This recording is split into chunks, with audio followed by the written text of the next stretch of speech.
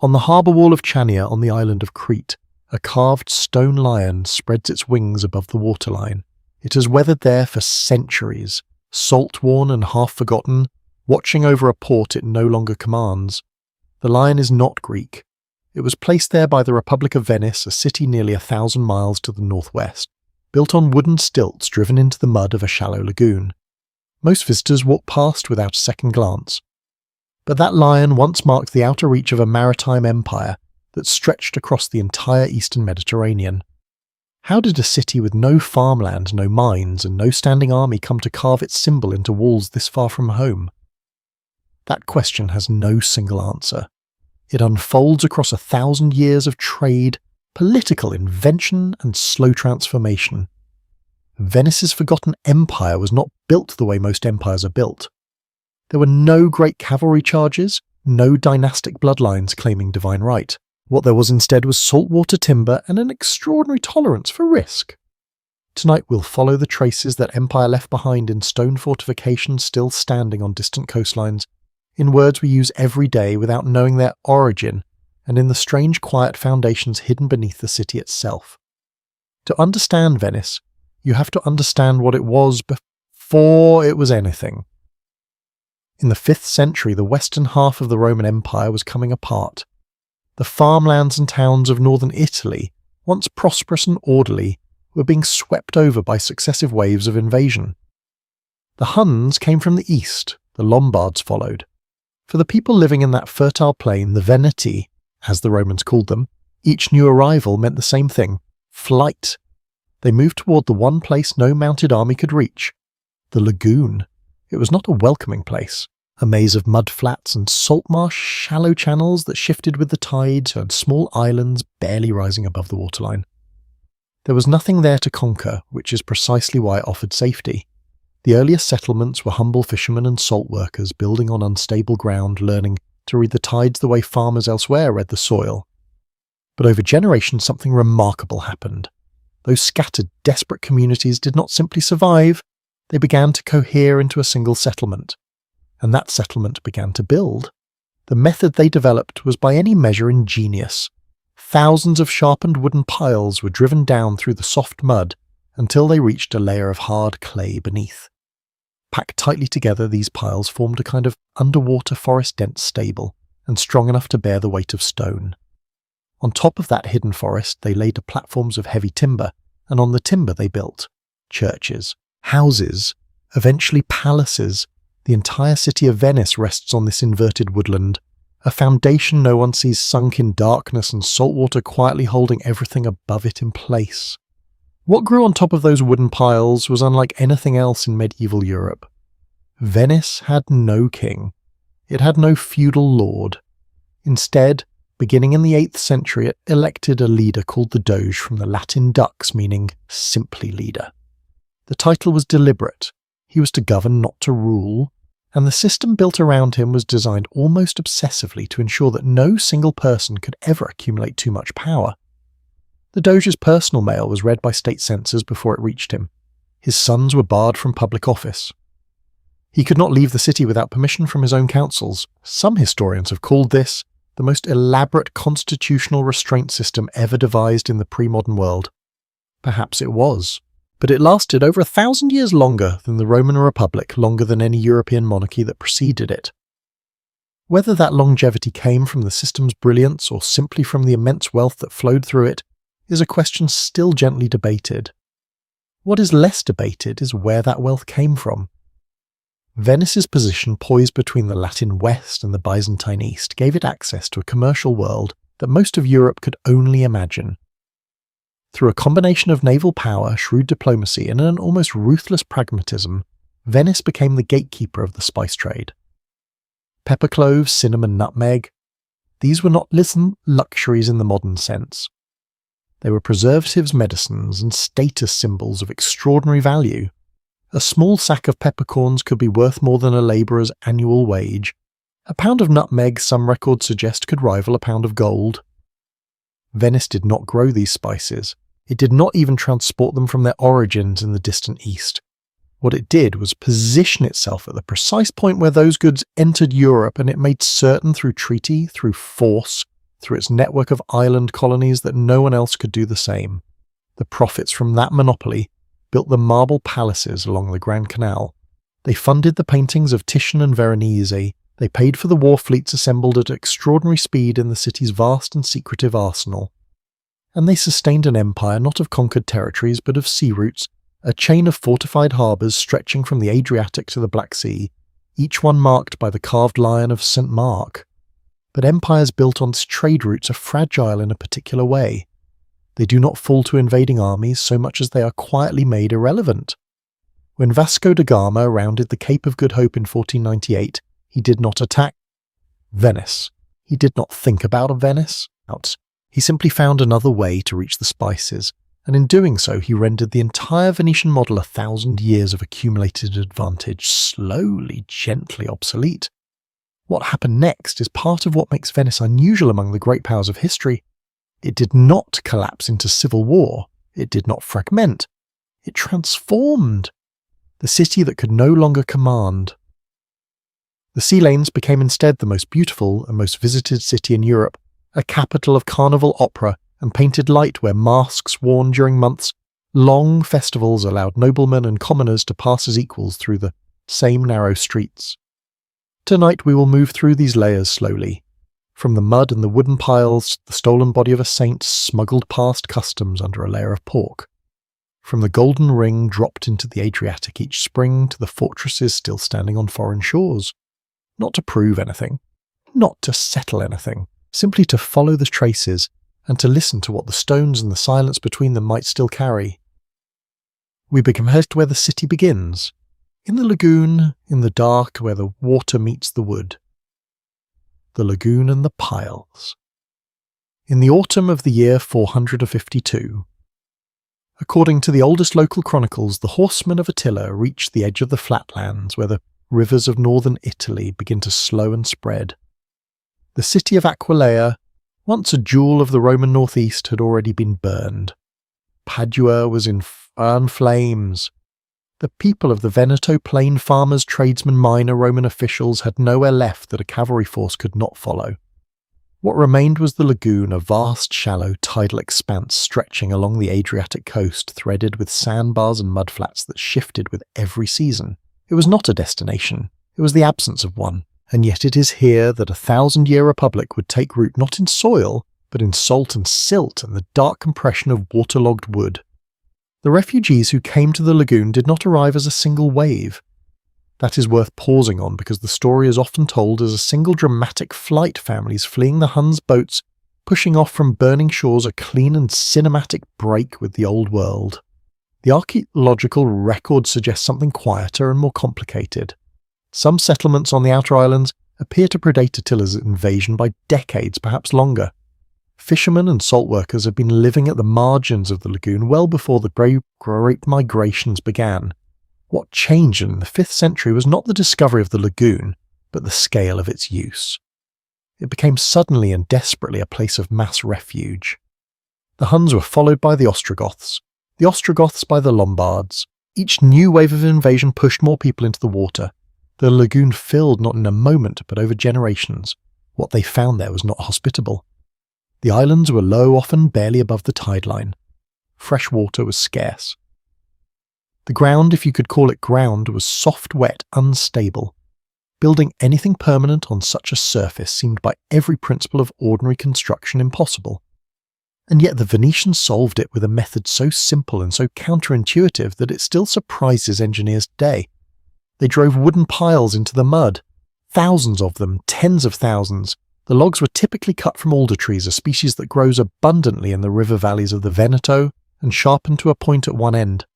Each pile was hammered down through the soft silt until it reached a layer of compacted clay, sometimes 3 or 4 meters below. Packed tightly together, these submerged logs formed a dense mat, an artificial substrate rigid enough to bear the weight of stone. On top of the piles, workers laid thick horizontal platforms of larch or oak, and on those platforms the first true foundations of the city were set. Here is the quiet detail that makes the engineering remarkable. Alder wood, when submerged in oxygen, poor salt water does not rot. Over time it undergoes a slow mineral transformation. The wood fibres absorb dissolved minerals from the surrounding mud and gradually harden. The piles do not decay. They petrify.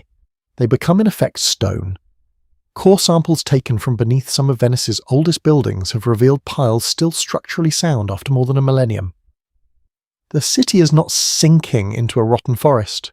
It is resting on a fossilized one. This method was not invented in a single stroke of genius. It was adapted, refined, tested against tides and seasonal flooding, learned through failure as much as through success. The earliest structures on the outer islands were simple wooden huts, thatched roofs, stilts driven into the softest ground near the shore. The transition to stone construction on engineered pile foundations happened gradually over perhaps 2 centuries as the scattered island communities grew wealthier and more permanent. By the time the settlements began to coalesce around the cluster of islands that would become the city centre, the area near the future Rialto, the technique was mature. Builders knew which wood to use, how deep to drive it, how closely to space the piles for maximum stability, and so a city grew where no city should have been. Its streets were water, its walls were tides. Its earliest citizens were not warriors or kings, but fishermen who had learned to read the movement of the lagoon the way other peoples read the turning of the seasons. They harvested salt, one of the few commodities the lagoon offered freely, and traded it along the rivers that connected the coast to the interior of Italy. Salt was their first currency, their first export, their first connection to the wider world. It was not glamorous, but it was enough. What the lagoon gave them above all else was safety. The shallow shifting channels were nearly impossible for the large fleet to navigate without local knowledge. A land army simply could not reach them. This natural fortress, not built by engineers, but granted by geography, would remain Venice's most fundamental advantage for centuries. It meant that the energy other states spent on walls and garrisons, Venice could spend on ships and trade. But safety alone does not build an empire. It builds a refuge. What turned a scattering of fishing villages into something more was a question that every growing community eventually faces: how to govern without recreating the violence they had fled. The people of the lagoon had watched the mainland descend into warlordism and dynastic bloodshed. They carried that memory with them into the water.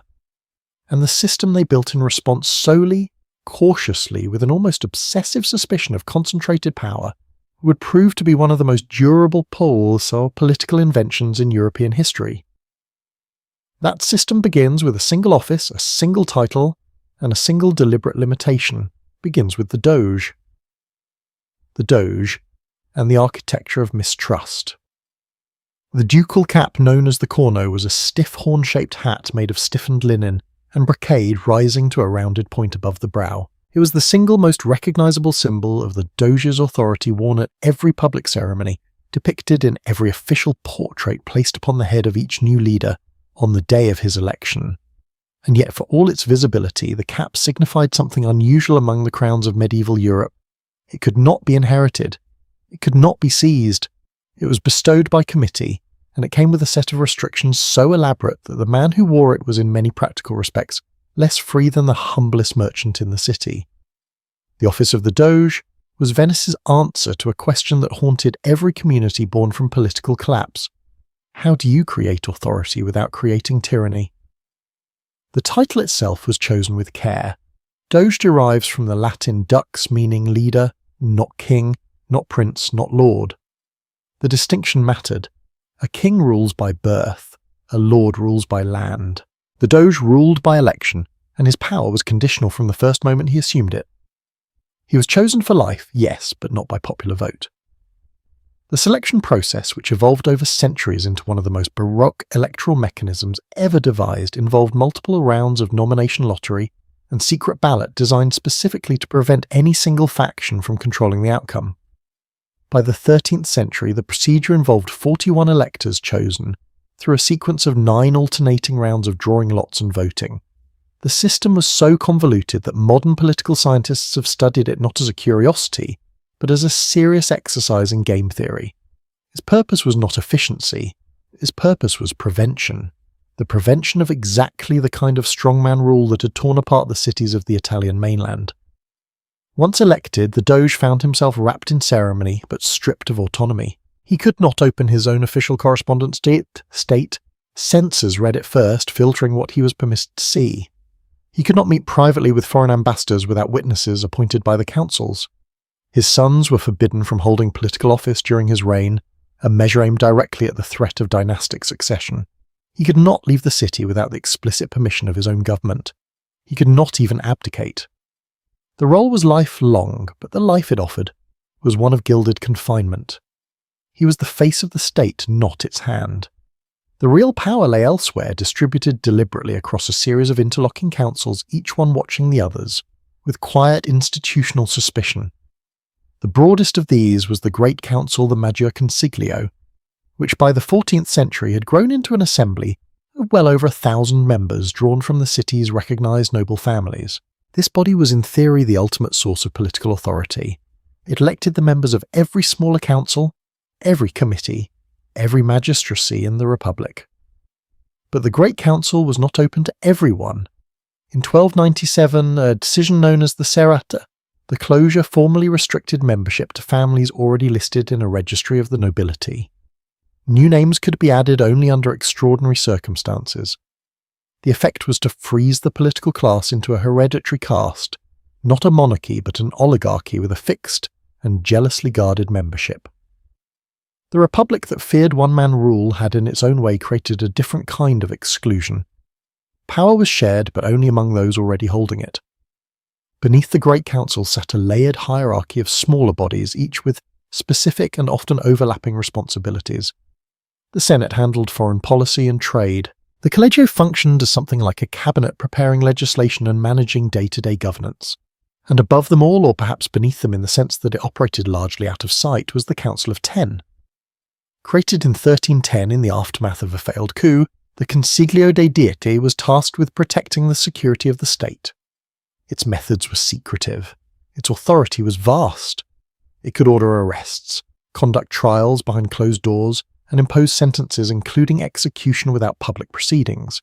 Citizens were encouraged to report suspected treason, anonymously slipping written accusations into carved stone letterboxes mounted on the walls of public buildings. These were the bocche di leoni, the lions' mouth slots carved into the sea so the stone faces of grimacing lions, their jaws open to receive the whispered betrayals of neighbours. Some of these letterboxes still survive. You can find them set into the walls of the Doge's palace, their stone surfaces worn smooth by centuries of weather, and perhaps of hands. The system taken as a whole was a paradox that the Venetians seemed not only to accept but to cultivate. It was a republic founded on the principle that no one, not the Doge, not the richest merchant family, not the most celebrated admiral, could be fully trusted with power. Every institution existed, at least in part, to check another institution. Every office was designed with its own restraint built in. The result was not freedom in any modern democratic sense. It was stability, a deep, almost structural resistance to the kind of internal convulsions that regularly shattered the governments of Florence, Milan, and Genoa. While those cities cycled through coups, dictatorships, and factional wars, Venice endured. Its government changed personnel, but never its essential form. For 1,000 years, the basic architecture held. Whether that endurance was the product of genuine political wisdom or simply the side effect of shared commercial interest is a question that historians have never fully settled. The noble families who controlled the Great Council were above all else merchant families. Their wealth depended on stable trade routes, predictable legal frameworks, and the absence of the kind of civil disorder that disrupted markets. It may be that Venice's famous political stability was not idealism, but pragmatism, the cold recognition that internal conflict was bad for business. The two explanations are not mutually exclusive, but the distinction matters because it shapes how we understand everything the Republic did beyond its own walls, the alliances it formed, the wars it fought, and the empire it built not for glory but for profit. That empire began as most Venetian enterprises did, with a transaction, and the first and most consequential partner in that transaction was the oldest and wealthiest power in the Christian world. The Byzantine Empire, ruling from its magnificent capital on the Bosphorus, the Golden Bull, and the weight of Byzantium. What does it mean to be a province of an empire you have already outgrown? For much of its early history, Venice existed in a kind of political twilight, formerly a ducato of the Byzantine Empire, nominally subject to the authority of the emperor in Constantinople, yet in practice governing itself with increasing independence. The relationship was never simple.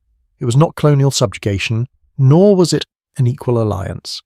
It was something more fluid and more strategic, a long, slow negotiation conducted not through treaties alone, but through the daily accumulation of trade naval favours and quiet acts of self-assertion. Venice looked east.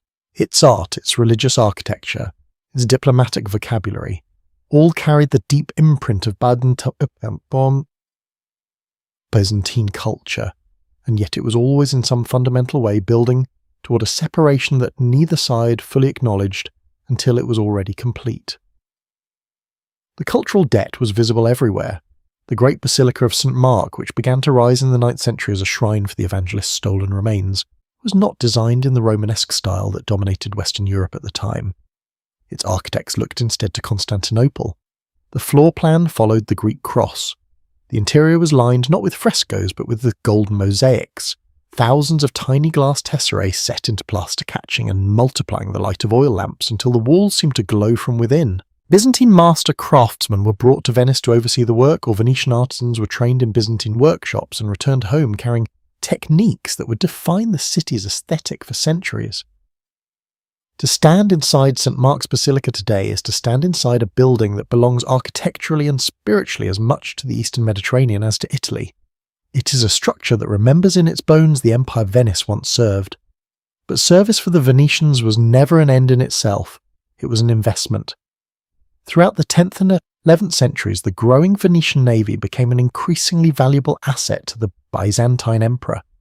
The empire faced persistent threats, Norman adventurers pressing into southern Italy and the eastern Mediterranean Arab fleets, or raiding the Aegean Slavic pirates menacing the Dalmatian coast. Venice offered its ships its sailors and its knowledge of coastal waters. The price, however, was always carefully calculated. Each act of military assistance came with a request for trading privileges, for tax exemptions, for access to ports that had previously been closed to foreign merchants. The Venetians were not mercenaries in the crude sense. They were investors, and every deployment of their fleet was a transaction from which they expected a return. The most consequential of these transactions came in the year 1082. The Byzantine Emperor Alexios I Komnenos was facing a severe military crisis, a Norman invasion led by Robert Guiscard that threatened the empire's western territories. Alexios needed the Venetian fleet urgently. In exchange for their naval intervention, he issued an imperial decree of extraordinary generosity. This was the the Golden Bull, so named for the gold seal affixed to the document. Its terms were staggering. Venetian merchants were granted the right to trade completely free of customs duties in virtually every major port of the Byzantine Empire, including Constantinople itself. They were given their own quarter in the capital warehouses, docks, churches, residential buildings, a self-contained Venetian district embedded in the heart of the richest city in the Christian world. No other trading nation received anything comparable. Genoa and Pisa, Venice's chief commercial rivals, were left to compete at a permanent and humiliating disadvantage. The Golden Bull of 1082 was in economic terms one of the most lopsided agreements of the medieval period. It transformed Venice from a useful but minor naval ally into the dominant commercial force within the Byzantine Empire's own markets. Venetian merchants exempt from the taxes that burdened their Greek competitors could undercut local prices and still turn extraordinary profits. The wealth that flowed back to the lagoon from this arrangement was immense, and it grew with each passing decade as Venetian trading networks expanded deeper into the empire's commercial arteries. But the arrangement also planted a quiet instability at the heart of the relationship. The empire was now subsidizing the enrichment of a foreign power within its own borders. Byzantine merchants squeezed out of their own markets watched Venetian warehouses fill while their own emptied. The resentment was not abstract, it was daily visible and personal, felt in the marketplaces and harbours of Constantinople by people who saw their livelihoods draining away to a city of lagoon dwellers they increasingly regarded with contempt. Over the course of the 12th century, that resentment curdled into something more dangerous. In 1171, Emperor Manuel I Komnenos ordered the mass arrest of every Venetian in the empire, thousands of merchants, their families, their employees, and the confiscation of their property. It was a dramatic and violent rupture, a signal that the old arrangement had become intolerable to the Byzantine state.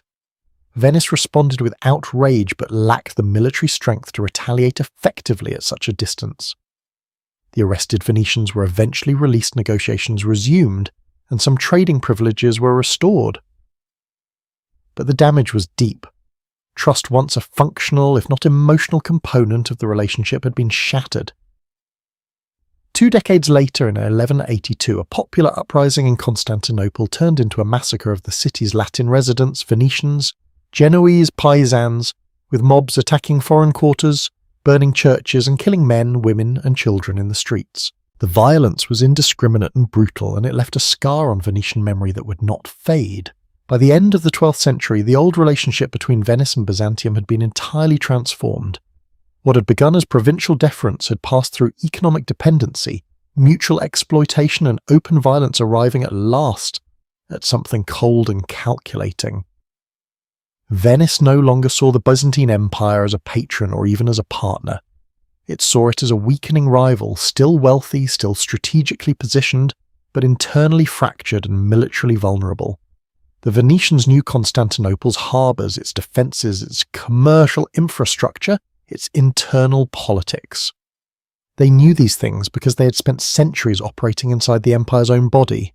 That intimate knowledge acquired through generations of trade and service would soon be turned to a very different purpose. The opportunity, when it came, would arrive not from Venice's own ambition alone, but from the desperate mismanaged enthusiasm of a holy war that had lost its way.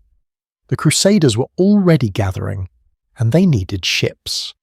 The crusade that turned 5,000 silver marks. That was the price Venice quoted to the envoys of the Fourth Crusade in the spring of 1201.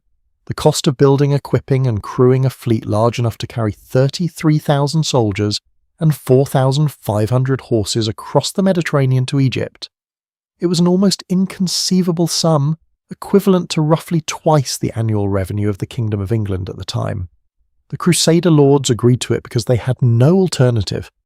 There was no other city in Europe capable of producing a fleet on that scale within a single year. Venice alone had the arsenal, the timber reserves, the skilled labour and the organisational infrastructure to attempt such a thing, and so the Republic committed itself, entirely suspending its normal commercial operations, redirecting the full industrial capacity of the arsenal to this one enormous project. For over a year, the shipyards worked at a pace that had no precedent. Hulls were laid, masts were stepped, sails were cut and sewn by the thousands. The entire economic life of the city was bent toward a single contractual obligation, and when the fleet was ready, it was the largest naval force assembled in the Mediterranean since antiquity. The problem revealed itself in the summer of 1202, when the Crusader army began arriving at the Lido, the long barrier island at the mouth of the Venetian lagoon. The army was smaller than promised, far smaller. Thousands of knights had taken different routes to the east or had abandoned the enterprise altogether. The men who did arrive could scrape together only a fraction of the agreed price. Venice had fulfilled its end of the contract. The Crusaders had not. The Republic now faced a financial catastrophe, a massive idle fleet sitting in its harbour, an enormous debt incurred on the strength of a promise that had been broken. The situation was dangerous for both sides. A large-armed and increasingly desperate foreign army was camped within sight of the city, unable to pay its way forward and unable to go home. Venice was staring at potential ruin. It was precisely this kind of crisis, commercial, military, political, that the Venetian system had been designed to navigate, and the man who navigated it was Enrico Dandolo. Dandolo was old. The sources vary on exactly how old. Some chronicles place his birth as early as 1107, which would have made him 95 at the time of the Crusade, though most modern historians consider a date in the 1120s more plausible, putting him closer to 80. He was blind, though the cause of his blindness is itself a matter of dispute. One tradition holds that he lost his sight during a diplomatic mission to Constantinople decades earlier, possibly through deliberate injury, a story that, if true, would add a deeply personal dimension to what followed. What is not disputed is his political acuity. Dandolo understood leverage, and in the summer of 1202 he held all of it. The Crusaders owed Venice a debt they could not pay. Their holy mission was paralysed, and the blind Doge offered them a way forward that was in retrospect a masterpiece of redirection. He proposed that the Crusaders pay their debt not in silver, but in service. Their first act would not be to sail for Egypt. It would be to attack the city of Zara, modern-day Zadar on the Dalmatian coast, a Christian city that had recently rebelled against Venetian authority and placed itself under the protection of the King of Hungary. For Venice, Zara was unfinished business, a commercial rival that slipped out of its grasp. For the Crusaders, it was a moral catastrophe. They had taken sacred vows to fight the enemies of Christ. Now they were being asked to sack a Catholic city for the commercial benefit of a merchant republic. Pope Innocent III, who had called the crusade, was horrified. He explicitly forbade the attack and threatened the entire army with excommunication. Some knights refused and left the crusade in disgust, but the majority, trapped by debt and by the sheer logistical impossibility of any alternative, agreed. In November of 1202, the fleet appeared before Zara. The citizens hung crucifixes from their walls. The city fell in 5 days. It was during the winter that followed, as the army sheltered in the ruins of the conquered city, that the Crusade's trajectory shifted again, this time towards something far larger and far more destructive. A young Byzantine prince named Alexios Angelos arrived in the Crusader camp with a proposition that seemed on its surface to solve every problem at once. His father, the rightful emperor, had been overthrown and blinded by a usurper. If the Crusaders would sail to Constantinople and restore his family to the throne, he would pay their entire debt to Venice, finance the onward journey to Egypt, and submit the Eastern Orthodox Church to the authority of Rome. It was a breathtaking offer. For the French and German lords, it provided a justification, the restoration of a rightful Christian ruler that could be wrapped in the language of piety. For the Venetians, it was something else entirely. Constantinople was the wealthiest city in the world. It was also the city that had arrested their merchants, massacred their citizens, and repeatedly manipulated the terms of their trade. Enrico Dandolo did not need a religious justification. He needed an opportunity, and this was the largest one that had ever presented itself. The fleet sailed for Constantinople in the summer of 1203. What unfolded over the next year, the initial assault, the brief and unstable restoration of the young prince, his inability to pay what he had promised, his overthrow and murder by his own people, and the final devastating decision by the Crusaders to take their payment by force belongs to one of the darkest chapters in medieval history. But the mechanics of that destruction, the precise way in which the greatest Christian city in the world was broken open and divided among men who had set out to liberate Jerusalem, deserves its own careful telling. The walls of Constantinople had never been breached by a foreign army. That record was about to end. The sack and the spoils. The sea walls of Constantinople ran for nearly 5 kilometres along the southern shore of the Golden Horn, rising in places to a height of 10 metres above the waterline. They had been built and rebuilt over centuries, reinforced with towers at regular intervals, designed to repel any naval assault from the harbour. No fleet had ever breached them. The land walls to the west, the legendary Theodosian walls with their triple line of fortifications and their deep moat, were even more formidable, widely considered the most sophisticated defensive system in the medieval world. Constantinople had been besieged many times. By Persians, by Arabs, by Bulgars, it had never fallen. The city's inhabitants believed with a confidence rooted in nearly 9 centuries of evidence that their walls were impregnable. In April of 1204, the men arriving on Venetian ships set out to prove them wrong. The first assault, launched on the 9th of April, failed. The Crusader forces attempted to scale the sea walls using ladders and makeshift bridges extended from the masts and yardarms of their ships, but the defenders held firm. The attack was repulsed with significant losses, and for several days the army paused to regroup and reconsider. Morale wavered. Some voices in the Crusader camp called for withdrawal, but Enrico Dandolo, now over 80 years old and unable to see the walls he was attacking, reportedly refused to consider retreat. According to one chronicle, the account of Geoffrey de Villehardouin, a French knight who participated in the siege and later wrote one of the few first-hand accounts, Dandolo stood at the prow of his galley during the renewed assault on April 12th.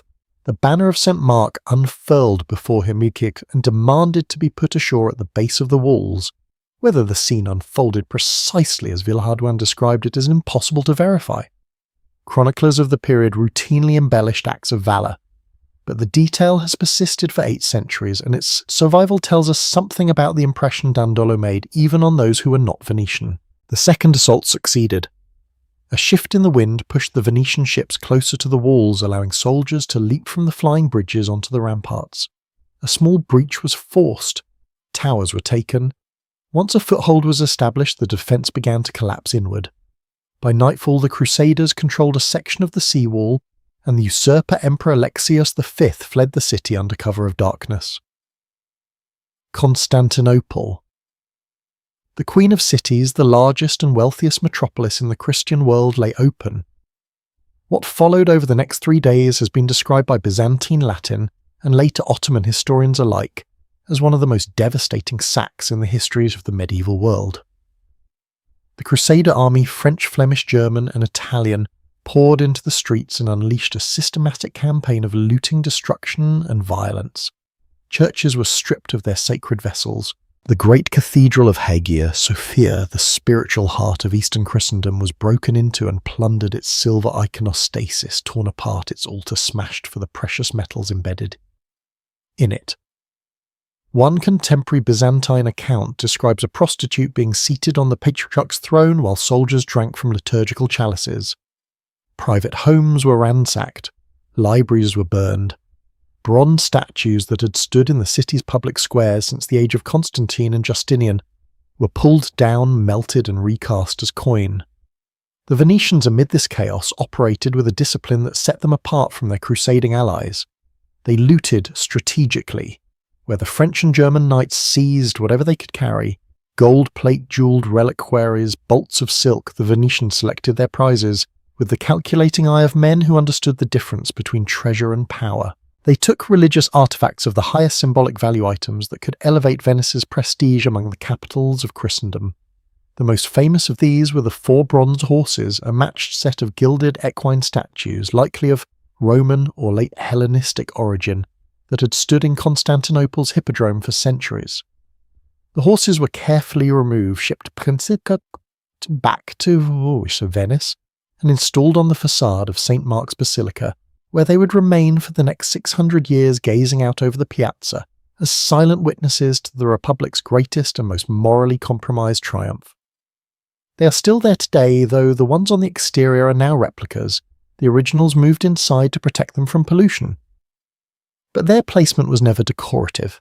It was a declaration. They were the visible proof that Venice had reached into the heart of the world's richest city and taken what it chose. More important than any single artifact, however, was the territorial settlement that followed the sack. The Crusader leaders convened to divide the fallen empire among themselves. A new Latin emperor was installed, Baldwin of Flanders, a French nobleman, and the former Byzantine territories were parcelled out as feudal holdings. Venice's share, negotiated with characteristic precision by Dandolo and his advisors, amounted to 3/8 of the entire empire. But the Venetians did not claim their portion as contiguous land. They had no interest in governing inland provinces or managing agricultural estates. What they claimed instead was a constellation of coastal positions, harbours, islands and fortified ports scattered across the Aegean, the Ionian and the Eastern Mediterranean. The island of Crete, the largest and most strategically positioned of these acquisitions, became the crown jewel of a new kind of empire.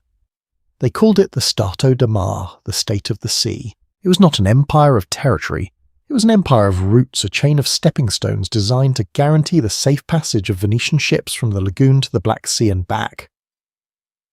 Each island, each harbour, each fortress served a specific function within a commercial and military network of extraordinary coherence. It was an empire designed not by generals but by merchants, and its logic was not conquest, but connectivity. Enrico Dandolo did not live to see the full architecture of this maritime empire take shape. He died in Constantinople in June of 1205, barely a year after the sack, and was buried in the upper gallery of Hagia Sophia, a Venetian tomb inside the greatest church of the Orthodox world. The location of his grave, if it was ever precisely marked, has been lost. Some visitors to the building today are shown a marble slab in the gallery floor bearing his name, though scholars remain uncertain whether it marks an actual burial or a later memorial. It is a fitting ambiguity for a man whose legacy resists simple judgment. The empire he helped create, however, was only beginning, and its most famous citizen was about to set out on a journey that would carry Venetian ambition farther than any fleet could sail. What the sources do not settle? Not every detail in the Venetian story rests on solid ground. Some of the most vivid episodes, the ones repeated most often, the ones that have become inseparable from the city's identity, survive not because they were rigorously documented at the time, but because they were too good, too perfectly shaped to ever be abandoned. This is not unusual in the history of long-lived states. The longer a civilization endures, the more its founding stories are polished into myths, smoothed by centuries of retelling, until the line between chronicle and legend becomes difficult, sometimes impossible to recover. Venice is no exception, and if we are honest about the story we have been following, there are places where the ground beneath us is softer than it appears. Consider the theft of St. Mark. The story as it has come down to us is almost too neat. Two Venetian merchants travel to Alexandria in the year 828. They bribe the guardians of the evangelist's shrine. They smuggle the saint's body out of the city by hiding it beneath layers of pork and cabbage, a detail that depends on the assumption that Muslim customs officials would recoil from the unclean meat and wave the cargo through without inspection. The body arrives in Venice. The city erupts in celebration. A basilica is commissioned. A new patron saint is installed. The entire episode reads less like a historical event and more like a founding myth, a narrative constructed perhaps long after the fact to provide divine legitimacy for a rising maritime power. The primary source for the story is the Translatio Sancti Marcia Venetian text written to glorify exactly this kind of sacred acquisition.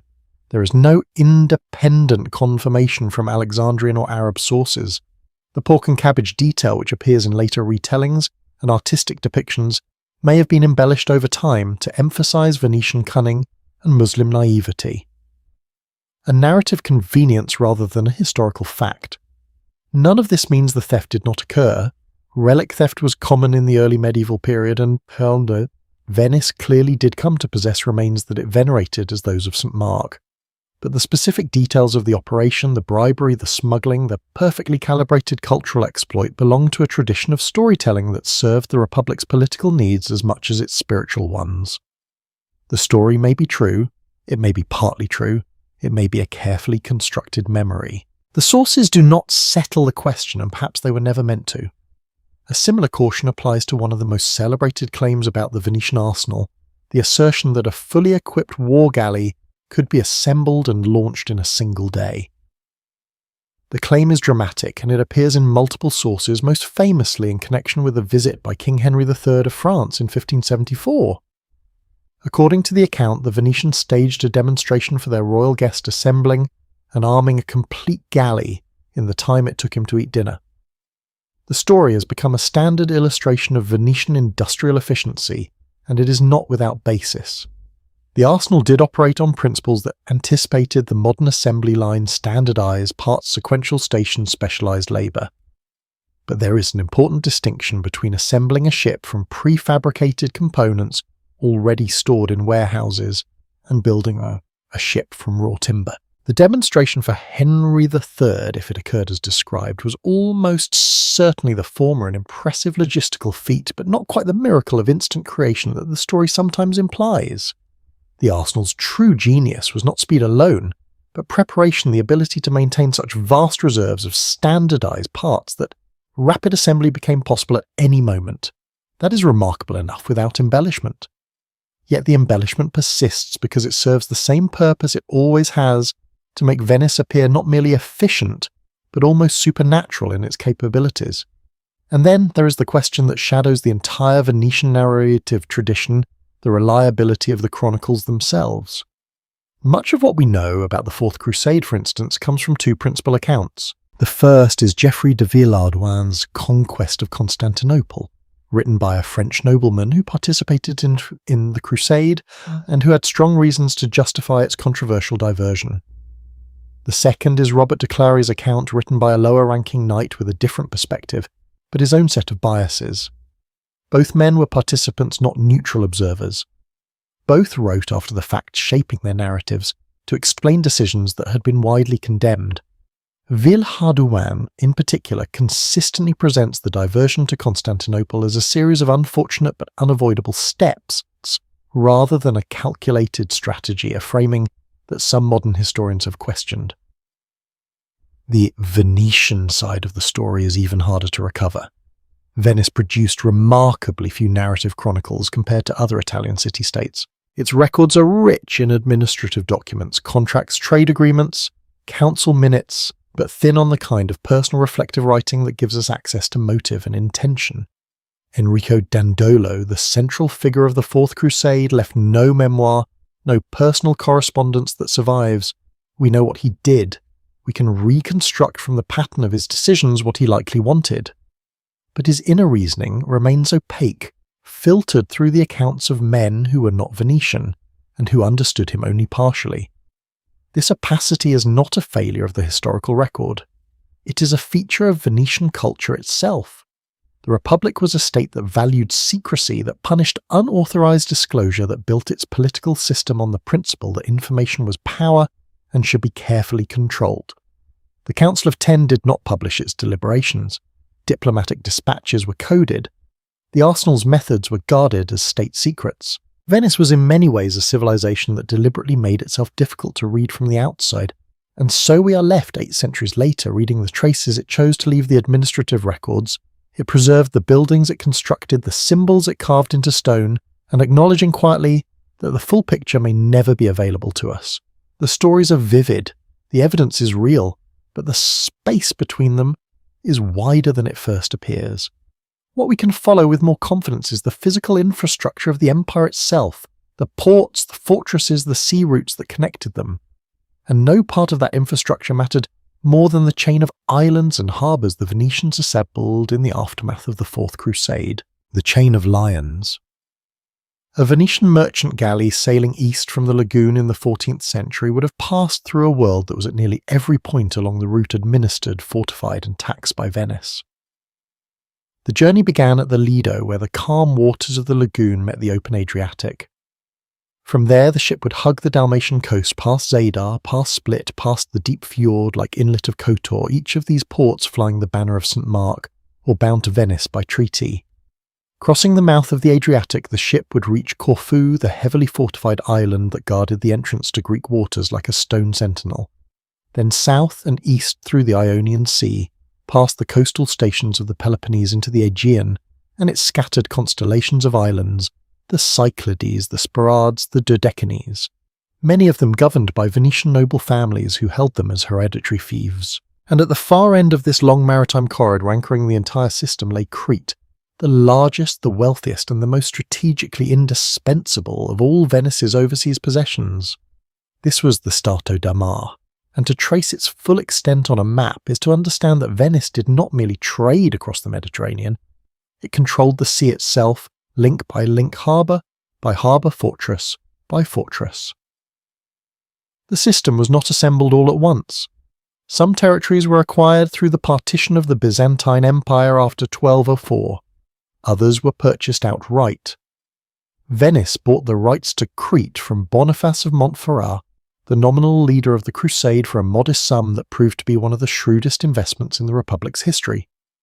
Still others were taken by force or absorbed through diplomatic pressure over the course of decades. The result by the mid-14th century was a network of such geographical coherence that historians have sometimes compared it to a modern logistics chain, a series of nodes, each positioned a few days' sail from the next, each serving a specific function within a larger commercial and military architecture. The comparison is not quite right because it implies a degree of central planning that the Venetians themselves might not have recognized. The empire grew opportunistically shaped as much by the accidents of war and diplomacy as by any grand design, but the effect was systematic and the Venetians were quick to recognize and reinforce the strategic logic of what they had acquired. Each colony in the Stato da Mar operated as a semi-autonomous unit within a centralized framework. A Venetian nobleman appointed by the Senate and typically serving a 2-year term governed each major territory as retore or provveditore. He was responsible for maintaining order, collecting taxes, and ensuring that the harbour functioned smoothly as a way station for Venetian shipping. He was also watched. The Republic's deep institutional suspicion of individual power did not stop at the lagoon's edge. Colonial governors were subject to regular audits. Their correspondence was reviewed. At the end of their term, they faced a formal process of sindicato, an official inquiry into their conduct during which local citizens could bring complaints. The system was imperfect, and abuses certainly occurred, particularly on Crete, where the relationship between the Venetian ruling class and the local Greek population was often tense and occasionally violent. But the principle was consistent with the Republic's domestic politics. No one person, no matter how far from Venice, should be allowed to accumulate unchecked authority. Crete itself deserves particular attention because it was not merely a colony, but a second homeland, the closest thing the Venetian maritime empire had to a continental possession. The island was enormous by the standards of the Stato da Mar, stretching over 260 kilometres from east to west, with a mountainous interior, fertile coastal plains, and a population that dwarfed any of Venice's other overseas territories. The Venetians called it the Kingdom of Candia, after the fortified capital they built on the northern coast, modern-day Heraklion. The city's massive walls, constructed and expanded over centuries, still encircle the old town today. The harbour fortress of Caules, built in the early 16th century to replace an older structure, still stands at the entrance to the port, its Lion of St. Mark carved above the gateway, watching the water with the same blank, patient authority it has maintained for 500 years. Governing Crete was never easy.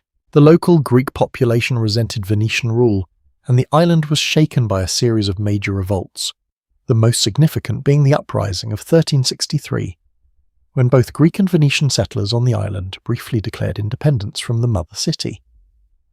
The revolt was suppressed, but it revealed the inherent tensions of governing a large, culturally distinct population from a distance of nearly 1,000 nautical miles. Venice responded not by liberalising its rule, but by tightening it, reinforcing its garrisons, expanding the fortifications of Candia, and maintaining a permanent naval squadron in Cretan waters. The island was too valuable to lose. Its position at the southern edge of the Aegean made it the keystone of the entire eastern Mediterranean trade network. Without Crete, the chain of stepping stones that connected Venice to the Levant, to Egypt, to the Black Sea would have a gap too wide to bridge. Beyond its military and commercial functions, the Stato da Mar also served as something subtler, a projection of Venetian identity across the Mediterranean world. The architectural signature of Venice's colonies was remarkably consistent. The same pointed arch windows, the same carved lions, the same pattern of fortified harbour walls and administrative loggia appeared in Zadar, in Corfu, in Chania, in Famagusta. Walking through the old harbour of Chania today with its vaulted Venetian arsenals, its lighthouse built on a Venetian foundation, its narrow streets following a Venetian grid, is to encounter a distant echo of the lagoon city itself translated into the limestone and light of western Crete. The Venetians did not impose their language or their religion on their colonial subjects with the same zeal that other empires would later display. But they left their mark in stone, and that mark was deliberate. The winged lion carved above a harbour gate was not decoration. It was a statement of possession, quiet, permanent, and meant to be read from the deck of any ship entering the port. But possessing the sea lanes was only useful if something of extraordinary value moved along them. And in the 14th and 15th centuries, the commodity that justified this entire vast infrastructure that paid for the fortresses, the fleets, the governors, and the garrisons could be measured in small sacks weighed on delicate scales. It was spice, and Venice held the key to nearly all of it. The weight of pepper. A pound of nutmeg in the markets of 15th century Europe could sell for a price that exceeded a pound of gold.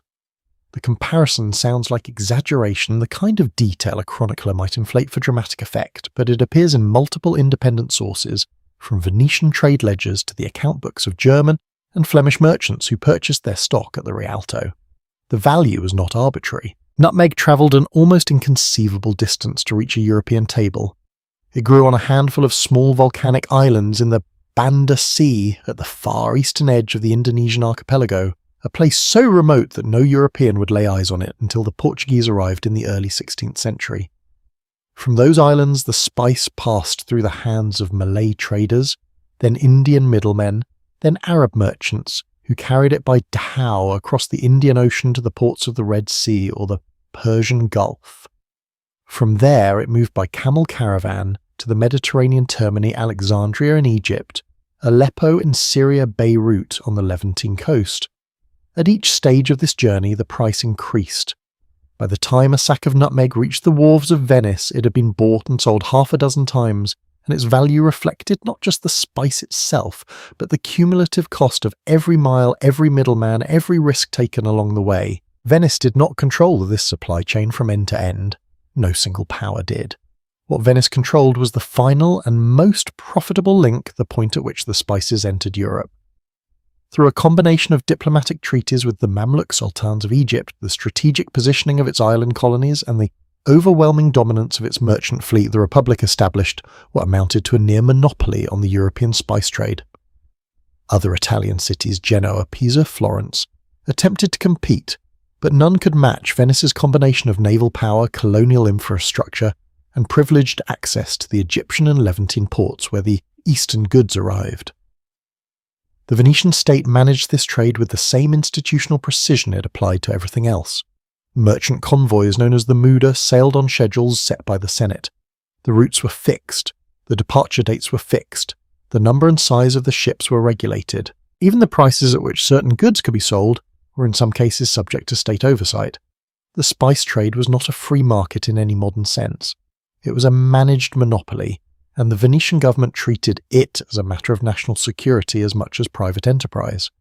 The goods themselves arrived at the Rialto, the commercial heart of the city situated at the bend of the Grand Canal, where a wooden bridge later replaced by the famous stone arch connected the two halves of Venice's central trading district. The Rialto was not merely a marketplace, it was the information hub of the Mediterranean world. Merchants gathered there not only to buy and sell, but to exchange news, the arrival of fleets, the outbreak of wars, the rise and fall of foreign rulers, the shifting prices of commodities in distant ports. Banking houses operated from the ground floors of the surrounding palazzi. Bills of exchange were drawn up, debts recorded, insurance contracts negotiated. The Venetian word banco, the bench on which a moneylender conducted his business, entered the languages of Europe and never left.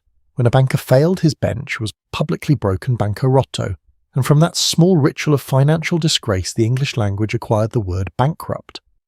These are not incidental etymologies. They are traces of a system so influential that its vocabulary became the default language of European commerce for centuries. The profits generated by the spice monopoly were enormous, and they transformed Venice in ways that went far beyond the accumulation of private wealth. The state itself grew rich. Customs duties on incoming spice shipments filled the public treasury. That treasury funded the arsenal, which built the fleets, which protected the trade routes, which brought in more spices, which generated more revenue, a self-reinforcing cycle of commercial and military power that sustained the Republic through the 14th and 15th centuries with a consistency that no other European state could match. The physical fabric of the city changed as well. The great merchant families, the Contarini, the Morosini, the Mocenigo, the Grimani competed to build ever more magnificent palaces along the Grand Canal, their facades decorated with carved stone, their interiors filled with the works of the finest painters and sculptors money could commission. Venice became in this period one of the most visually stunning cities in Europe, not because it set out to create beauty for its own sake, but because beauty was a byproduct of concentrated wealth, and wealth in Venice meant spice. But a monopoly by its nature invites challenge, and the challenge, when it finally came, did not arrive into the form the Venetians had anticipated. They had spent centuries defending their trade routes against military rivals, against Genoa, against the Ottomans, against pirates and regional competitors. Their fortresses were built to withstand sieges. Their fleets were designed to dominate sea battles. What they had not prepared for was irrelevance. The possibility that someone might simply find another way, a route that bypassed the Mediterranean entirely, that rendered the Rialto and Alexandria and the entire chain of the Stato da Mar unnecessary, was not a threat that appeared on any Venetian strategic map. Yet it was precisely this kind of disruption, quiet and structural rather than violent and dramatic, that would prove more damaging than any fleet the Ottomans could assemble. The spice trade did not collapse overnight. It eroded slowly over decades as new routes opened and new competitors entered markets that Venice had once controlled without challenge. The mountain of pepper on which the Republic sat was not destroyed. It was simply made smaller year by year, until the foundation it provided was no longer sufficient to support the weight above it. Before that erosion began, however, Venice faced a more immediate and more conventional threat, one that came not from the open ocean, but from the Italian mainland, where powerful states were consolidating, and ambitious rulers were looking at the Republic's unprotected landward flank with increasing interest: the terra firma and the hired sword.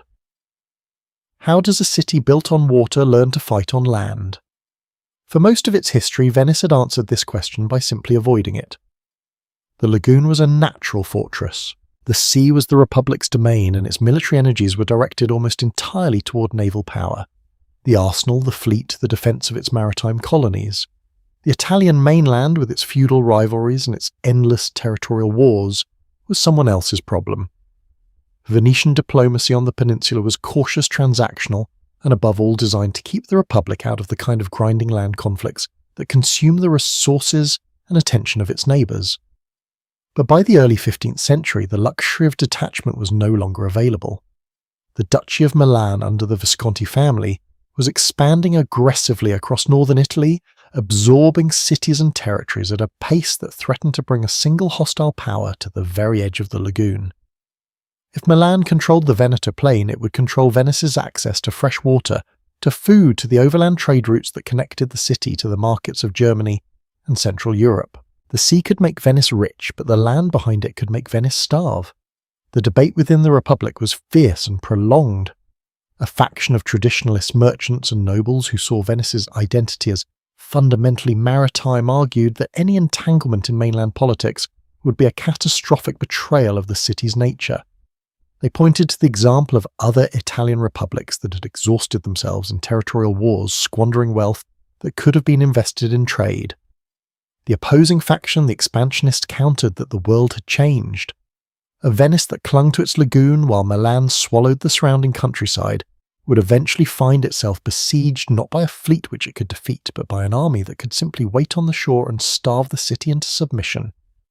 The expansionists won. Under Doge Francesco Foscari, who held office from 1423 to 1457, one of the longest and most controversial tenures in the history of the Republic, Venice committed itself to a program of mainland conquest that would fundamentally alter its character. This was the birth of the Stato di Terra, the state of the land, and it represented a gamble from which there was no retreat. The conquest came swiftly at first. Padua fell under Venetian control, then Vicenza, then Verona, a city of considerable size and strategic importance commanding the approaches to the Brenner Pass and the trade routes into the Alpine north. Brescia and Bergamo followed, extending Venetian authority deep into Lombard. Within a few decades, the Republic had assembled a territorial domain on the mainland that was by area far larger than the city and lagoon it was designed to protect. For the first time, Venice governed a substantial inland population: farmers, artisans, minor nobles, people whose lives had nothing to do with the sea, and whose loyalty to a distant merchant oligarchy was at best conditional. The Republic managed these new territories with its customary blend of administrative efficiency and institutional suspicion, sending Venetian noblemen to serve as governors and magistrates, rotating them frequently to prevent the formation of local power bases. But governing land was a fundamentally different challenge from governing a chain of island colonies, and it demanded a military capability that Venice did not possess internally. The Republic's citizens were sailor shipwrights and merchants. They were not cavalry officers. They did not train for siege warfare or the complex maneuvering of large infantry formations across open terrain. To fight its land wars, Venice turned to the professionals, the condottieri, the mercenary captains who were the dominant military entrepreneurs of Renaissance Italy. A condottiero was in essence a private military contractor. He maintained his own company of soldiers, men-at-arms, cavalry, crossbowmen, later arquebusiers, and hired them out to the highest bidder under a formal contract, the condotta, which specified the size of his force, the duration of his service, and his rate of pay. The system was pragmatic. It allowed states to raise armies quickly without the expense of maintaining permanent military establishments. But it was also deeply unstable. A condottiero's loyalty extended exactly as far as his contract. If a rival state offered better terms, he might switch sides. If the war turned against his employer, he might negotiate a separate peace to preserve his own forces. His soldiers were his capital, his horses, his most expensive assets. and he was often reluctant to risk them in the kind of decisive bloody engagement that could destroy his livelihood in a single afternoon. The result was a style of warfare that was frequently more theatrical than lethal, elaborate campaigns of maneuver-long sieges, careful skirmishes designed to demonstrate strength without incurring catastrophic losses. The Venetians used the condottieri because they had no practical alternative, but the Republic's relationship with its hired generals was defined by a mistrust so deep that it sometimes became indistinguishable from paranoia. The Council of Ten monitored military commanders with the same vigilance it applied to domestic conspiracies. Political commissioners accompanied armies in the field, reporting directly to Venice on the general's decisions, his morale, his contacts, his private conversations. The fear was not hypothetical. In Milan, the Visconti dynasty had itself been overthrown by condottiero Francesco Sforza, who used the army he had been hired to command to seize the duchy for himself. Venice was determined that no such thing would happen within its own domains. The most chilling demonstration of this determination was the fate of Carmagnola Count Francesco Busoni, one of the most celebrated military commanders of his generation. Originally in the service of Milan, Carmagnola had defected to Venice and won a string of impressive victories on the Republic's behalf. He was rewarded with estates honours and an enormous salary. But when his later campaigns showed less aggression, when reports suggested he might be in secret communication with his former employers, the Council of Ten acted. In 1432, Carmagnola was invited back to Venice under the pretense of strategic consultations. He entered the Doge's palace as a celebrated hero. He was arrested in a side chamber, tried in secret, found guilty of treason, and beheaded between the two columns of the Piazzetta, the same public space where the Doge performed his most solemn ceremonies. The execution was not hidden. It was meant to be seen, meant to be remembered, meant to communicate a message that no amount of military glory could make a man safe from the state's suspicion. The Stato di Terra gave Venice security resources and a new kind of strategic depth, but it also entangled the Republic in a web of mainland alliances and enmities that would drain its treasury and divide its attention for generations. The city that had once focused all its energy on the sea now had to fight on two fronts, defending its colonies against the Ottomans in the east, while simultaneously managing the shifting, treacherous politics of the Italian peninsula. It was a burden that even Venice's extraordinary institutional machinery struggled to bear, and while its hired armies manoeuvred on the dusty plains of Lombardy, the wealth that paid for everything, the spice revenue, the trade profits, the commercial supremacy that had funded 1,000 years of independence was about to face a challenge that no fortress and no fleet could answer. A Portuguese captain was preparing to sail south around the bottom of Africa toward a destination that would change the map of the world.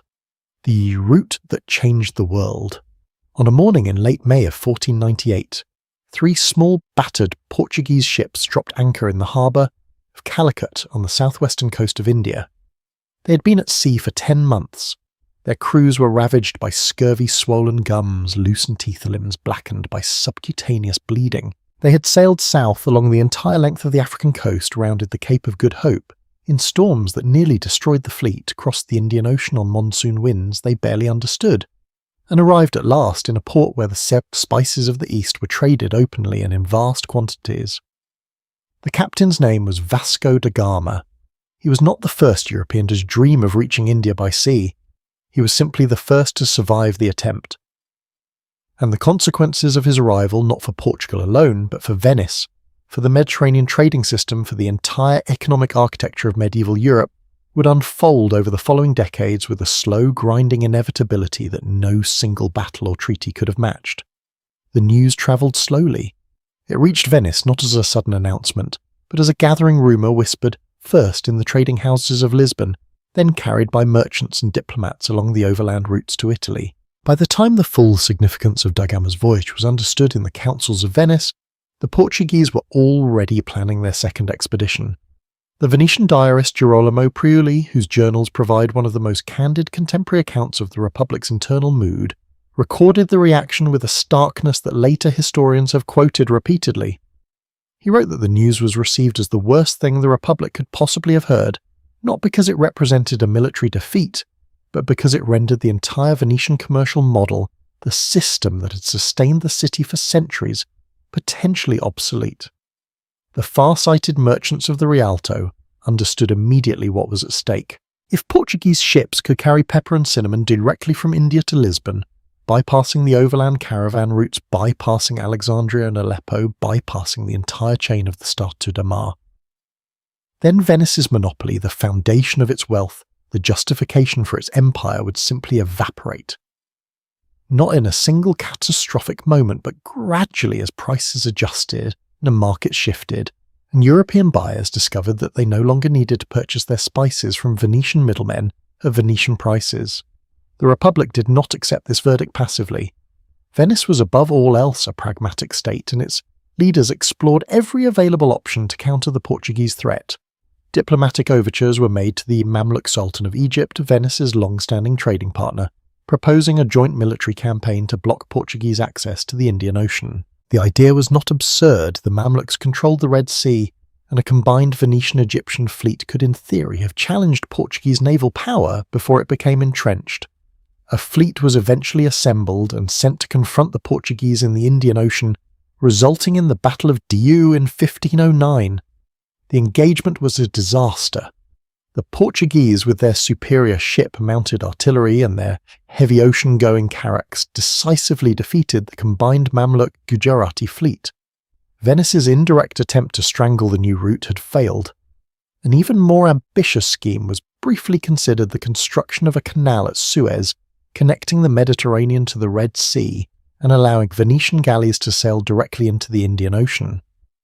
The concept was discussed in diplomatic correspondence between Venice and Egypt in the early years of the 16th century. Whether it was ever a serious engineering proposal or merely a diplomatic gesture, a way of demonstrating to the Sultan that Venice was committed to their mutual commercial interests, remains unclear. The technology to cut such a canal did not exist in 1500. The Suez Canal would not become a reality for another 3.5 centuries. But the fact that the idea was raised at all speaks to the desperation of the moment and to the Venetian habit of thinking in infrastructural terms, of seeing geography not as a fixed constraint, but as a problem to be engineered around. None of it was enough. The structural advantage that the Portuguese route offered was simply too great to be countered by diplomacy or military action. A ship sailing from Lisbon to Calicut and back, though the voyage was long and dangerous, could carry far more cargo than a camel caravan crossing the Arabian desert. The elimination of multiple middlemen, Arab, Indian, Egyptian, along the traditional route meant that Portuguese spices arrived in Europe at prices Venice could not match. The shift did not happen overnight. For several decades, the traditional Levantine trade routes continued to function, and Venice continued to profit from them. The Venetian spice trade in the early 16th century was diminished but not destroyed. Some historians have argued that the impact of the Portuguese route has been overstated in traditional narratives, that the overland routes proved more resilient than expected, that Venice adapted by diversifying its trade, that the decline was gradual rather than catastrophic. There is evidence for this view. Venice remained a wealthy and culturally vibrant city well into the 17th century, but the trajectory was unmistakable. The Republic's share of the European spice market shrank decade by decade. New competitors first, the Portuguese, later the Dutch and the English, established their own direct trading networks with Asia networks that did not pass through the Mediterranean at all. The world's centre of commercial gravity was shifting westward, from the enclosed sea that Venice had mastered to the open Atlantic that it could not reach. The irony was precise and painful. Venice had built its empire on the principle of geographic control, positioning itself at the choke points through which trade had to flow, fortifying those positions, and extracting profit from every transaction that passed through them. It was a brilliant strategy for a world in which the Mediterranean was the centre of long-distance commerce. But the world had expanded. The choke points had been bypassed. The walls of the Stato da Mar, still strong, still garrisoned, still flying the banner of St. Mark, now guarded routes that carried less and less of the wealth they had been built to protect. The fortresses remained. The trade moved elsewhere, and yet even as its commercial supremacy faded, Venice was not finished with the sea. One final enormous naval confrontation remained, a battle that would pit the Republic against the greatest military power of the 16th century, and produce in a single bloody afternoon both the last great triumph of the Venetian fleet and the clearest evidence of how much the world had changed: the last great battle of the Our. In the summer of 1570, an Ottoman fleet of nearly 300 ships descended on the island of Cyprus. The invasion was not unexpected. The Ottoman Empire had been expanding steadily into the eastern Mediterranean for over a century, absorbing one by one the Venetian outposts that had once formed an unbroken chain from the Adriatic to the Levant. Negroponte had fallen in 1470. The scattered fortresses of the Peloponnese had been lost in a series of grinding wars. The Aegean islands, once administered by Venetian noble families as hereditary fiefs, had passed under Ottoman control with regularity that suggested not sudden catastrophe, but the slow, inevitable recessions of a tide. Cyprus, however, was different. It was large, wealthy, and strategically vital, the easternmost major territory, still under Venetian rule, positioned at the crossroads of the sea lanes connecting Anatolia, the Levant, and Egypt. Its loss would not merely shrink the Stato da Mar, it would effectively end Venice's ability to operate as a significant naval power in the eastern Mediterranean. The Republic understood this, and it understood something else as well, that it could no longer face the full weight of the Ottoman navy alone. The plea for help went out across Christian Europe. Pope Pius V, who had long advocated for a united military response to Ottoman expansion, seized the moment. Through months of difficult and sometimes acrimonious negotiation, a coalition was assembled, the Holy League bringing together the naval forces of Spain, the Papal States, the Republic of Genoa, the Knights of Malta, and several smaller Italian states alongside the Venetian fleet. The alliance was fragile. Spain and Venice had deeply conflicting strategic interests in the Mediterranean, and their mutual suspicion nearly collapsed the coalition before it could act. King Philip II of Spain was more concerned with Ottoman threats to his own possessions in North Africa than with the fate of a Venetian colony in the eastern Aegean. The Venetians, for their part, distrusted Spanish motives and resented their appointment of Don John of Austria, Mr. Philip's 24-year-old illegitimate half-brother, as supreme commander of the combined fleet. But the threat was severe enough to hold the alliance together, at least temporarily, and by the autumn of 1571, the largest Christian naval force assembled in centuries was sailing east to confront the Ottoman fleet. The two armadas met on the morning of October the 7th, 1571, in the Gulf of Patras off the western coast of Greece near the narrow Strait of Lepanto. The scale of the encounter was extraordinary. The Ottoman fleet numbered approximately 250 galleys and a number of smaller vessels. The Christian fleet was of comparable size. Between them, the two forces carried an estimated 140,000 men, sailors, oarsmen, soldiers, and the thousands of Christian slaves who powered the Ottoman galleys from their rowing benches. The battle that followed would be the last major naval engagement in history, fought primarily between oar-powered warships, the final act of a tradition of Mediterranean galley warfare that stretched back through the Romans and the Greeks to the ancient Phoenicians. After Lepanto, the future of naval power would belong to the sailing ship and the cannon. But on that October morning, the old world had one last terrible display to offer. The Venetian contribution to the battle included a weapon that pointed in its own way toward that future. These were the galleasses, 6 massive hybrid vessels far larger than a standard galley, with high sides and reinforced decks carrying a formidable concentration of heavy artillery. They were too cumbersome to maneuver with the agility of a galley, and they had to be towed into position by smaller ships. But once placed, they functioned as floating fortresses capable of delivering broadsides that no galley could withstand. As the two fleets closed, the galleasses were positioned ahead of the main Christian line. They opened fire at range, and the effect on the Ottoman formation was devastating. Ships were holed, oars were shattered, and the disciplined order of the Turkish advance was disrupted before the main battle lines even met. The detail is worth pausing on, not because it decided the battle alone, but because it illustrated a principle that would define naval warfare for the next 3 centuries. Firepower concentrated and delivered at distance was beginning to matter more than speed maneuver and the courage of men fighting hand-to-hand on the decks of locked ships. The battle itself, once the main fleets engaged, was a scene of extraordinary violence.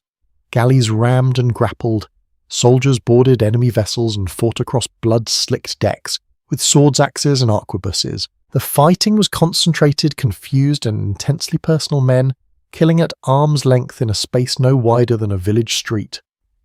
The turning point came when Christian soldiers boarded the Ottoman flagship and killed Ali Pasha, the Turkish commander. When his banner fell, panic spread through the Ottoman fleet. The rout that followed was devastating. By the end of the afternoon, the Ottoman navy had effectively ceased to exist as a fighting force. Over 170 Turkish galleys were captured or sunk. Roughly 30,000 Ottoman soldiers and sailors were killed or captured. 15,000 Christian galley slaves were freed from the benches of captured ships. The victory was total, and the news was received across Europe with a jubilation that bordered on religious ecstasy. Church bells rang from Venice to Madrid. Commemorative paintings were commissioned. The battle was celebrated as the moment Christendom finally turned back the Ottoman tide. But the aftermath told a more complicated story. The Holy League, fractured by internal rivalries, did not press its advantage. Spain, having achieved its own strategic objectives, withdrew its fleet. Venice was left to face the Ottomans alone in the diplomatic negotiations that followed. In 1573, barely 2 years after the greatest naval victory of the century, Venice signed a treaty ceding Cyprus to the Ottoman Empire and agreeing to pay a substantial indemnity. The island, whose defence had been the entire purpose of the war, was lost at the negotiating table after being won on the water. Lepanto had demonstrated that the Ottoman navy could be defeated in open battle. It had not demonstrated that Venice or any single Christian power could sustain the military effort required to hold back Ottoman expansion over the long term. The victory was glorious. It was also, in strategic terms, hollow, a last magnificent display of a kind of power that the Republic could no longer afford to project. The world that emerged from Lepanto was one in which Venice's role was visibly diminishing. The Ottomans rebuilt their fleet within 2 years. The Atlantic powers continued their rise. The spice trade continued its slow migration away from the Mediterranean. Venice was still wealthy, still beautiful, still governed by the same ancient institutions that had sustained it for a millennium. But the forces shaping the future oceanic trade gunpowder empires, the consolidation of large territorial states, were forces that favoured scale. And Venice, for all its ingenuity, was small. The Republic did not collapse. It did something more unusual, and in its own way more remarkable. It transformed, and the form it chose for its final century was not power, but pleasure. The carnival and the silence, the transformation did not happen in a single season.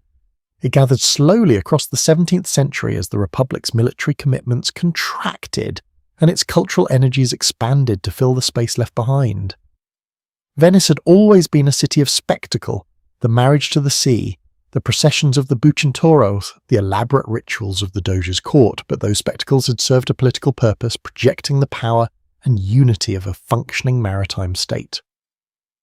What emerged in the Republic's final centuries was something different. The spectacle became the purpose. Venice, no longer able to dominate the trade routes or command the sea lanes, reinvented itself as the most captivating, most beautiful and most permissive city in Europe, a place where the rules that governed life elsewhere were for a price and behind the anonymity of a mask quietly suspended. The Carnival of Venice became the defining expression of this new identity. It was not the brief pre-Lenten celebration familiar to other Catholic cities.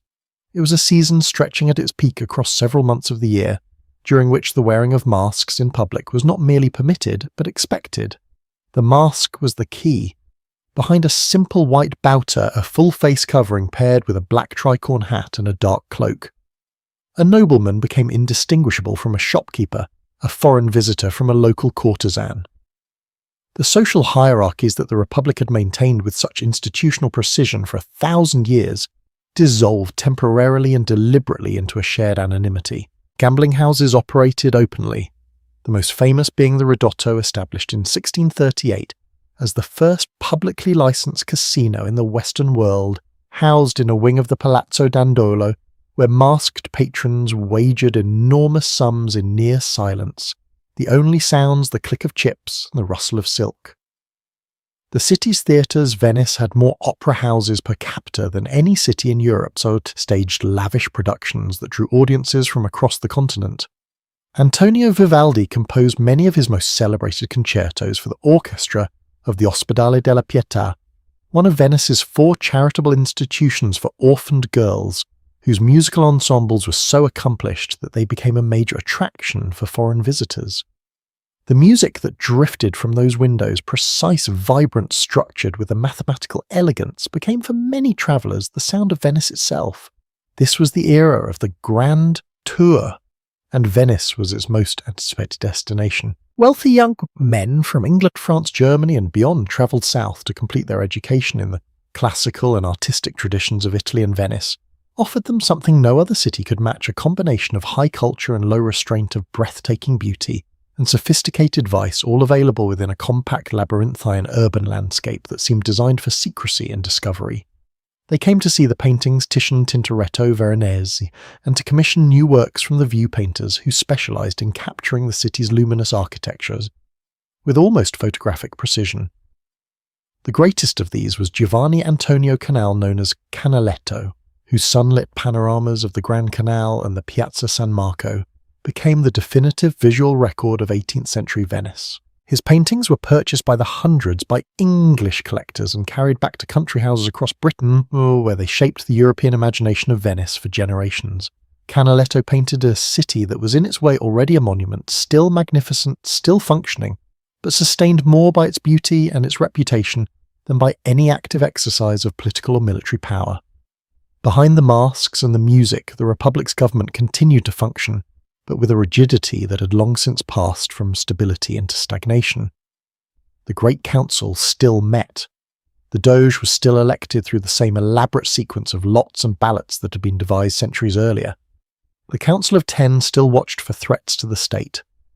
But the institutions that had once governed a maritime empire were now administering in effect a city-state of diminishing strategic relevance. The noble families who controlled the government had become a closed caste, their numbers dwindling through intermarriage and the gradual extinction of old bloodlines. New wealth from manufacturing, from banking, from the mainland territories could not easily translate into political power within a system designed to exclude outsiders. The Republic was a living artifact, a political structure preserved long past the conditions that had created it, beautiful in its complexity, but increasingly unable to respond to the violent new forces gathering beyond its borders. Those forces arrived in the spring of 1796 in the person of a 27-year-old French general named Napoleon Bonaparte. His army, hardened by revolutionary warfare and animated by an ideology that regarded ancient aristocratic republics as relics of an oppressive past, swept through northern Italy with a speed and ferocity that the old order could not withstand.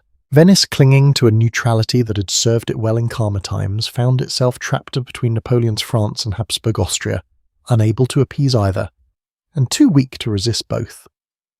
A series of miscalculations, including a violent uprising against French soldiers in Verona, the so-called Pasque Veronese of April 1797, which gave Napoleon a pretext for hostility, sealed the Republic's fate. Napoleon issued an ultimatum: the ancient government must dissolve itself, or face destruction. On the 12th of May, 1797, the Great Council convened for the last time. The final Doge Ludovico Manin addressed the assembly with tears on his face and urged acceptance of the French terms. The vote was taken in an atmosphere of panic. A few musket shots outside the palace sent noblemen scrambling for the doors. The motion to dissolve the Republic passed. 1,001 years of continuous self-governance ended not in defiance but in exhaustion and fear. Manin returned to his apartments, removed the ducal corno and handed it to his valet, with words that have been repeated in every account of the Republic's full words to the effect that he would not be needing it again. Days later, French soldiers entered the Piazza San Marco. The 4 bronze horses were taken down from the basilica and shipped to Paris. The golden Bucentoro was hauled from its shelter, stripped of its gilding and burned. The Republic was gone, but the city remained carried forward not by its institutions or its fleets, but by something less tangible and more durable. The stones, the canals, the light on the water in the late afternoon, the carved lions still watching from walls in Zadar and Chania and Heraklion, the words that had entered every European language: bank, quarantine, arsenal, gazette. All of it persisted quietly, stubbornly, long after the last Doge had removed his cap and the last banner of St. Mark had been lowered from its staff. What Venice left behind was not an empire. It was a set of traces carved in stone, dissolved in language, preserved in the amber of painted lights, still legible, still patient, still waiting for anyone who pauses long enough to read them. The lion is still there. On the harbour wall of Chania where we began, it spreads its stone wings above the waterline salt-worn, half eroded, its features softened by 5 centuries of Cretan wind and Mediterranean rain. The book it once held in its paws is barely legible now. The inscription beneath it has faded into the limestone. From a passing boat you might mistake it for a natural feature of the wall, a rough patch, a shadow, an accident of weathering. It is only when you stop, when you look closely, when you let your eye adjust to the texture of the stone that the shape resolves into something deliberate. A lion, wings. A republic's signature carved into a foreign wall by men who believed they were marking the edge of a permanent dominion. They were not wrong about the carving, it has lasted. They were wrong about the permanence. But then who has ever been right about that? We have followed this story across 1,000 years, from the wooden piles sunk into the mud of a shallow lagoon to the golden ring dropped into the Adriatic each spring from the burning of Constantinople to the silence of a Portuguese harbour on the far side of Africa. We have moved through layers, engineering and myth, commerce and paranoia, spectacle and slow decline. And if the picture that emerges is not entirely clear, if the edges remain soft and certain details resist the clean lines of narrative, that is not a failure of the telling. It is the nature of what we are looking at. History does not arrive in finished form. It arrives in fragments, a carved lion here, a petrified wooden pile there, a word like quarantine still circulating in our language 8 centuries after a harbour official in the lagoon first decided that 40 days of isolation might keep the plague at bay. We assemble these fragments as best we can, knowing that the assembly is as always provisional, always incomplete, always shaped by the light in which we happen to hold them. Some of the stories we have followed tonight, the theft of a saint's body, the assembling of a warship in a single afternoon, the blind doge standing at the prow of his galley before the walls of Constantinople may have unfolded exactly as the chronicles describe. They may have been embellished, compressed, polished into forms more useful to the Republic's image of itself than to the historical record. We cannot always know, and that uncertainty is not something to be resolved. It is something to be held gently, the way you might hold a fragment of old glass found on a shoreline, turning it in the light, noticing how it changes colour depending on the angle, understanding that its story is longer and stranger than any single interpretation can contain. What remains after the fleets have been burned, and the councils dissolved and the last doges handed away his cap, is not a conclusion. It is a residue. The stones in Zadar that still bear the marks of a siege fought in the name of a debt. The harbour at Heraklion shaped to a Venetian plan, still sheltering fishing boats that follow the same channels the merchant galleys once used. The word bank spoken in every language on earth, carrying inside it the ghost of a wooden bench in a sunlit piazza, where a man once sat and counted coins. These traces do not explain Venice. They do not justify it or condemn it. They simply remain patient, weathered, indifferent to our need for meaning, asking nothing of us except that we notice them before the tide comes in again and the light shifts and the stone becomes once more just stone. Perhaps that is enough for one night. The water is quiet now. The lagoon has settled into the kind of stillness that comes only very late when the last boats have been tied and the last voices have faded from the fondamenta. Somewhere beneath the city in the cold and the dark and the salt, the ancient forest of alder piles holds its weight without complaint, as it has for 1,000 years, as it may for 1,000 more, bearing on its hidden shoulders everything that was built above it and everything that was lost. Let that image stay with you if you like, traveller. A city resting on a forest no one sees. A forest resting in the dark, in the water, in the slow mineral patience of wood becoming stone. You do not need to remember the dates or the names or the battles. You do not need to carry any of this forward. Only the quiet, only the water, only the soft, enduring weight of a place that learned long ago how to hold itself together in the dark. Let it hold you now. Sleep well, and let the tide go out in silence.